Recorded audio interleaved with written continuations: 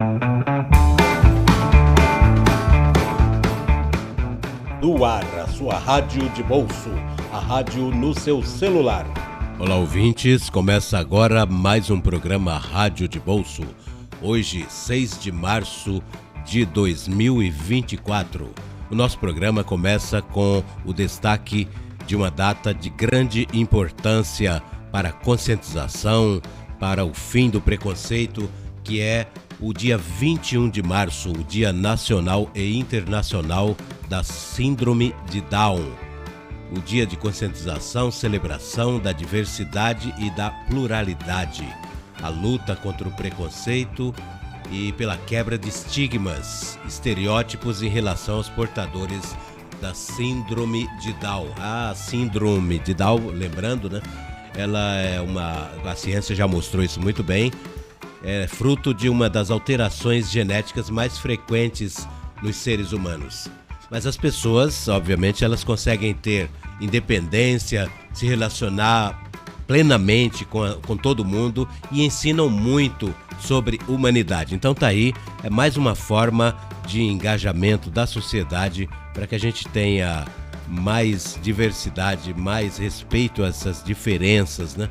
É um assunto, inclusive, que eu abordo nos meus livros, num dos meus 3 livros, que é o Saci de Duas Pernas. Eu aproveito aqui para citar, mas como um elemento. E então, dia 21 de março é o Dia Nacional, é o registro que eu faço, né? Dia Nacional e Internacional dos Portadores da Síndrome de Down. E aqui, então, nosso respeito, nosso carinho, a nossa admiração a todos os pais, mães, pessoas da área de saúde, né, que têm um envolvimento muito grande com essas crianças, com os adultos, com todas as pessoas que são portadoras da Síndrome de Down. Respeito e dignidade para todos.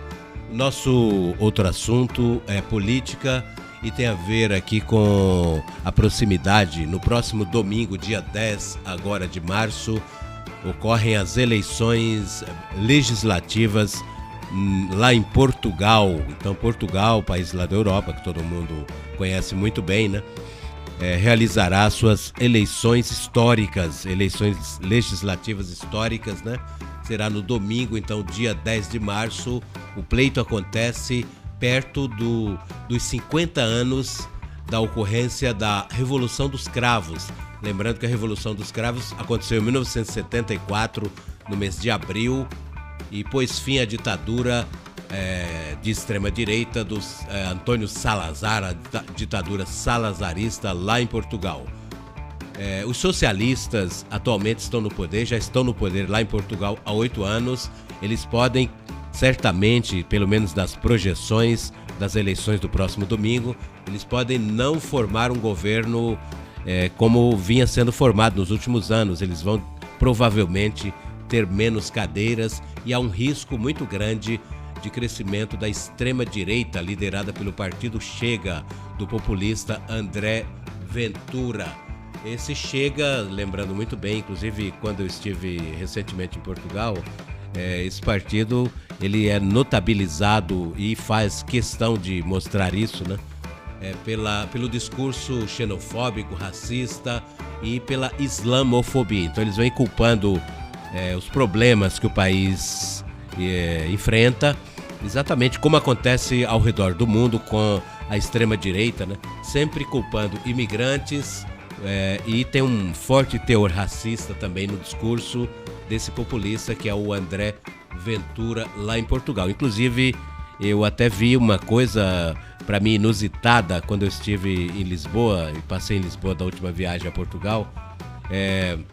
O André Ventura estava fazendo uma espécie de um comício e vários portugueses estavam com vassouras, dizendo que iam varrer a corrupção, que é uma das temáticas, além da xenofobia, do racismo, da islamofobia, é que eles vão varrer a corrupção.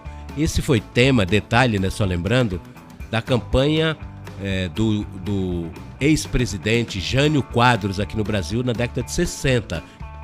Então os portugueses, já agora em 2024, estão ressuscitando uma coisa do passado do Brasil, dos anos 60, que é a história de varre, vassourinha. Então vários portugueses estavam nesse comício do Chega, desse partido de extrema-direita, usando vassouras e falavam abertamente sobre isso aí, de varrer a corrupção, acusando os socialistas que estão no poder de corruptos. Enfim, bom, e tem um detalhe, né? Várias reportagens, inclusive da Deutsche Welle Brasil, vem mostrando que esse discurso tem atraído até brasileiros, que são alvo preferencial do discurso xenofóbico, né? Eles não gostam de estrangeiros. E os brasileiros que são estrangeiros, tem até brasileiro que é dirigente regional lá do Chega, mas isso é uma outra história, né? Eu lembro aqui que o cientista social, geógrafo e escritor brasileiro Edson Simões, com quem eu estive inclusive em Portugal recentemente, ele escreveu, ele mora em Portugal atualmente, né? E ele escreveu um artigo chamado O Mundo Não Aprendeu, fazendo uma pergunta, né? Na revista Brasil Já, uma revista que circula lá em Portugal. Então o professor Edson Simões, ele mostra nesse artigo bem detalhadamente como a extrema-direita cresceu nos últimos tempos lá em Portugal, com os mesmos slogans do fascismo italiano, conta toda a história. É um artigo bem detalhado que você encontra na revista Brasil Já. Enfim, e eu até perguntei, e ele escreve nesse artigo, né? Ele não acredita que os extremistas obterão maioria no parlamento, uma maioria parlamentar que consiga levá-los ao topo do poder. É isso que pelo menos os democratas esperam. Tá aí então eleições parlamentares em Portugal no próximo domingo. Vamos ver o que vai dar isso aí. Um outro assunto aqui de economia está no portal UOL e diz o seguinte, ó. A Serasa e o Desenrola Brasil já estão realizando, né, o feirão para negociar dívidas com até 99% de desconto. O feirão da Serasa e do programa Desenrola Brasil começou dia 4 passado e vai até o dia 28 deste mês. São centenas de empresas que estão nesse espaço de negociação, em vários espaços pelo Brasil, né, de negociação para reabilitação do crédito de pessoas que estão negativadas.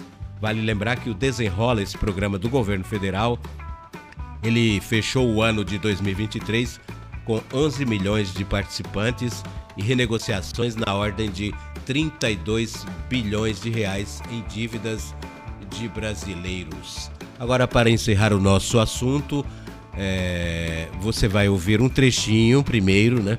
Você vai começar a ouvir um trechinho, então, da música Trenzinho Caipira, para lembrar o seguinte, ó. Escuta um trecho.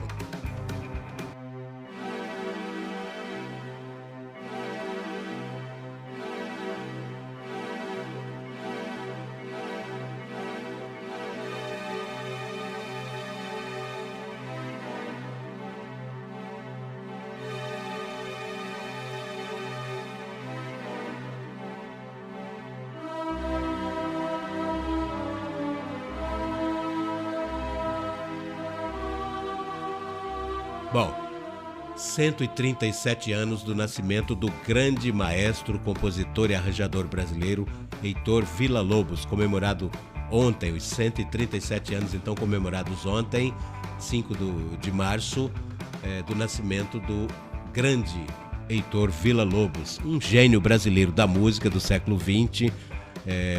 O Villa-Lobos, ele foi consagrado dentro e fora do Brasil. Tem composições maravilhosas, gravou nos Estados Unidos, gravou na Europa. Ele fez então uma fusão da música brasileira com o erudito.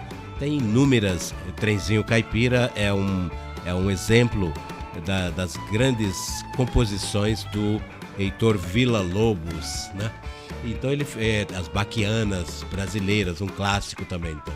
Ele conseguiu então fundir o erudito com o popular e a música brasileira através da genialidade, da batuta, da criação do Villa-Lobos. Ela se tornou mais universalizada. Tá aí então a nossa dica de cultura para você ouvir, conhecer a obra do grande maestro Heitor Villa-Lobos, cujo nascimento ocorreu 137 anos atrás na cidade do Rio de Janeiro.